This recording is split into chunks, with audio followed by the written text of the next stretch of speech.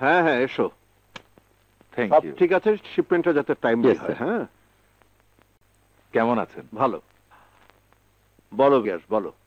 ভাইয়া আমি একটা ব্যবসায়িক কাজে, মানে আপনাদের গার্মেন্টস সেক্টরে তো অনেক স্টক লট লেফট ওভার হয়, সেগুলো যদি আমাকে দিতেন তাহলে। দেখো গ্যাস, আমি জানি তুমি আমার ছোট ভাইয়ের বন্ধু, তোমাকে এই ব্যবসাটা দিতে পারলে আমি খুশি হতাম, কিন্তু অসুবিধাটা কি জানো, আমার ফ্যাক্টরি কোনো স্টক লট বা লেফট ওভার আমি কখনোই বিক্রি করি না। এটা পুরোটাই আমরা একটা ফাউন্ডেশনের হাতে দিয়ে দেই, ওরা বিক্রি করে গরিব দুঃখীদের মাঝে বিলিয়ে দেয়। ও, কিন্তু ভাইয়া আমার দিকে যদি একটু দেখতেন। সরি, এ ব্যাপারে তুমি আমাকে কোনো অনুরোধ করো না। জি, আসি। আসসালামু আলাইকুম। ওয়ালাইকুম।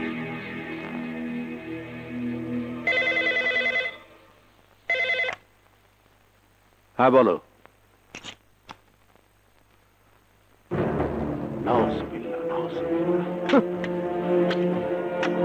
কল্লোল, হ্যাঁ কল্লোল, ওঠ।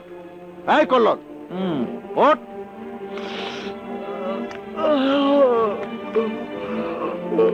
ভাইয়া তুমি কি অবস্থা করে রেখেছিস? বাবা না, মানে কৈফিয়ত দিতে হবে না। কতদিন বলেছি, কতবার বলেছি, এসব পাপের রাস্তা ছাড়। তুই তো কোনো কথাই শুনছিস না। তুই একবারও কি পরকালের কথা ভাববি না? ভাইয়া, যে কালটা সম্পর্কে আমাদের কোনো ধারণাই নেই, সেই কালের কথা ভেবে আমাদের কি লাভ? ধারণা নেই মানে? মহান আল্লাহ তাআলা পবিত্র কোরআনে সুস্পষ্ট ধারণা দিয়েছেন, আর তুই বলছিস জানিস না? না, লজ্জা হওয়া উচিত তোর। শুধু তোর কেন, তোর কথা ভেবে আমার নিজেরই এখন লজ্জা হচ্ছে। বড় ভাই হয়েও তোকে সৎ পথে আনতে পারিনি। আমি তো সৎ পথেই আছি ভাইয়া। চুপ কর। আরে এটাকে সৎ পথে থাকা বলে? ভাইয়া, আমি তো কারো ক্ষতি করি না। আমি যখন যা করি টাকার বিনিময়ে করি, কাউকে ঠকাই না। সোয়ার স্টুপিড। আরে টাকা মানুষের জীবনে বড় জিনিস নয়। আল্লাহ মানুষকে টাকা দেয় তার ঈমান পরীক্ষা করার জন্য। আমার ঈমান একেবারে তোমার মতো শক্ত ভাইয়া। আল্লাহর প্রতি আমার গভীর বিশ্বাস আছে, বিশ্বাস করো। শুধু বিশ্বাস থাকলে চলে না করলো, তার প্রতি কৃতজ্ঞতা প্রকাশ করতে হয়, তার হুকুম পালন করতে হয়। না করলে কি হয়? কঠিন শাস্তি, অনেক কঠিন শাস্তি পেতে হয়। আমি তা মনে করি না ভাইয়া। মানে? মানে সন্তান যতই অন্যায় করুক, বাবা মা কি তাকে কঠিন শাস্তি দেয়? দেয় না, সামান্য বকাঝকা করে। এই যে তুমি আমার বড় ভাই, তুমি কি রাগ করে আমাকে কঠিন শাস্তি দাও? দাও না। আর উনি তো স্রষ্টা, অনেক ভালোবাসা দিয়ে সৃষ্টি করেছেন মানুষ, এই পৃথিবীকে সাজিয়েছেন মানুষের বসবাসের উপযোগী করে। সেই ভালোবাসার মানুষ যত ভুলই করুক না কেন, উনি কঠিন শাস্তি দিতে পারেনি না? তুই জানিস না ভাই, উনার আরেকটা নাম আল কাহার, যার অর্থ শাস্তিদাতা। যে তার হুকুম অমান্য করবে সে শয়তানের দোসর হবে, তাকে তিনি কঠিন শাস্তি দেন। শোন, ফজরের ওয়াক্ত পার হয়ে যাচ্ছে, তাড়াতাড়ি তৈরি হয়ে নামাজ পড়তে হয়। হ্যাঁ আচ্ছা তুমি যাও, আমি পড়ে নিচ্ছি। ও শোন, আজ অফিসে 12টার সময় বোর্ড মিটিং আছে, আসবে কিন্তু। হ্যাঁ প্লিজ। ঠিক আছে, আসবো ভাইয়া, তুমি যাও। আল্লাহ।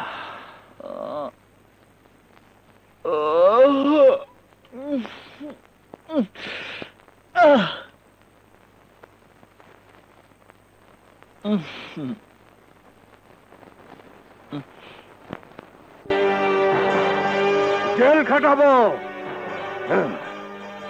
রিমান্ডে নেব, আমার হাত থেকে কারো রেহাই নেই।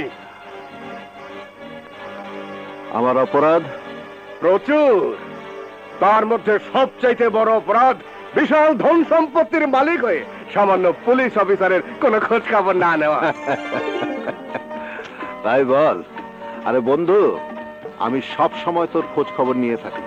তুই কখন সারদার ট্রেনিং এ গেলি, কখন চিটাং বদলি হলি, কখন খুলনা বদলি হলি, শুধু ঢাকায় যখন বদলি হয়ে এলি এটা জানতে পারিনি, মানে তুই জানাসনি। এখন বল অপরাধীকে। আচ্ছা ঠিক আছে, সে বিচার পরে হবে। এখন খাবার অর্ডার দে, আবার রাগ হলে ক্ষুধায় পেট চো চো করে। কি খাবি? পোলাও করবা? এটা কি বাসা যে পোলাও করবা খাবি? চা বিস্কিট দিতে বলি। Yes sir. হ্যাঁ শোনো, ভেতরে চা বিস্কিট পাঠিয়ে দাও। এবার বল, তোর সিদ্ধান্ত পাল্টিয়েছিস? কোন সিদ্ধান্ত?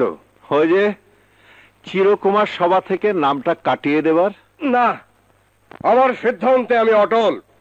যতদিন আমার মা, আমার বোন আমার সঙ্গে থাকবে, ততদিন অন্য কোন মহিলার স্থান আমার বাড়িতে নেই। না, তোকে নিয়ে আর পারলাম না। নে চা খা। এই বিস্কিটটা দাও, খা। শালার এই খাওয়া ছিল কপালে।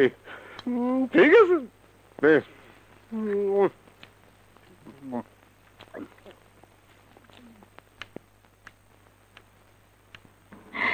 কি ভাবছো? বসো। হুম। তোমার কষ্ট দেখলে মাঝে মধ্যে অবাক হয়ে যায়। আমার আবার কি কষ্ট? সংসার জীবনে তোমাকে সব দিয়েছি, কিন্তু একটা সন্তান দিতে পারলাম না। তোমাকে না কতদিন বলেছি ওসব মুখে আনবে না। আমাদের কল্লোল আছে না, ওই তো আমাদের সন্তান। এমন একটা উচ্ছৃঙ্খল দেবরকে নিয়ে তুমি নিজের মনকে সান্ত্বনা দিচ্ছ। এতে আমার আনন্দ যে তার বড় ভাইকে বাবার মতো সম্মান করে, ভয় পায়, তার ভাবিকে মায়ের মতো শ্রদ্ধা করে। ইয়াসমিন, আমি খুব ভাগ্যবান তোমার মতো একটা বউ পেয়েছি। আমিও বড় ভাগ্যবতী তোমাকে স্বামী হিসেবে পেয়েছি।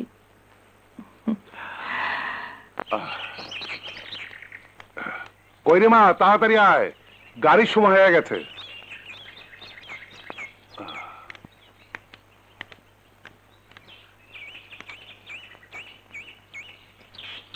আসি মা, দোয়া করি মা, ভালো থাকিস, ঠিক মতো লেখাপড়া করিস, কিন্তু ওনাদের কথা মতো চলিস। দোয়া করুন। আয় মা আয়, চলো বাবা। দেরি হয়ে যাচ্ছে, চল। আল্লাহ মালিক আল্লাহ। শোন মা, মাঝে মধ্যে ফোন করিস। করব, তুমি শরীরের যত্ন নিও। আমাদের জন্য ভাবিস না। কাজলের বাবা, তুমি কি কালই ফিরবে? হ্যাঁ, আয় মা, দেরি হয়ে গেল, চল। আসি মা। চল চল।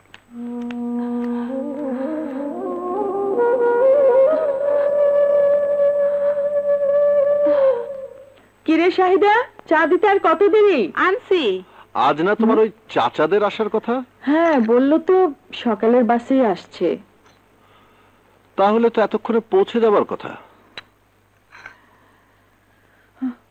ও এসে গেছে। এসে গেছে, আল্লাহর রহমতে বাঁচবেন অনেকদিন। কিরে মা, কেমন আছিস? চাচা কেমন আছে? ভালো ভালো মা।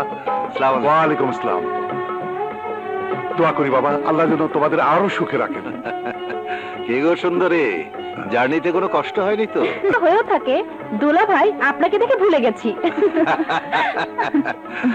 তোমার বোন কিন্তু সামনেই আছে, আপাতত তাকে দেখেই সব ভুলে থাকো। চাচা, আমি একটু নামাজটা পড়ে আসি। ঠিক আছে। কাজল, তুই কেমন আছিস? ভালো, তুমি ভালো আছো? বিল্টু, যে চাচাকে গেস্ট রুমে নিয়ে যা। আচ্ছা। চাচা, হাত মুখ ধুয়ে আসেন, আমি নাস্তা দিতে বলছি। ঠিক আছে, চলেন চাচা। কাজল, তুই ফ্রেশ হয়ে। আচ্ছা। শাহিদা,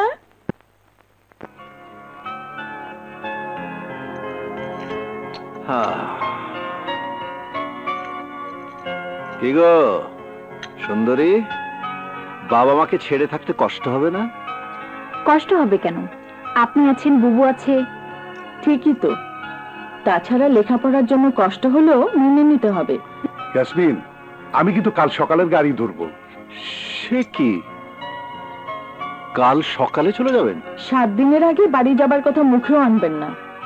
না রে মা, তোর চাচি একলা আছে। কিন্তু চাচিকে নিয়ে এলেন না কেন? মা আসবে ঢাকায়।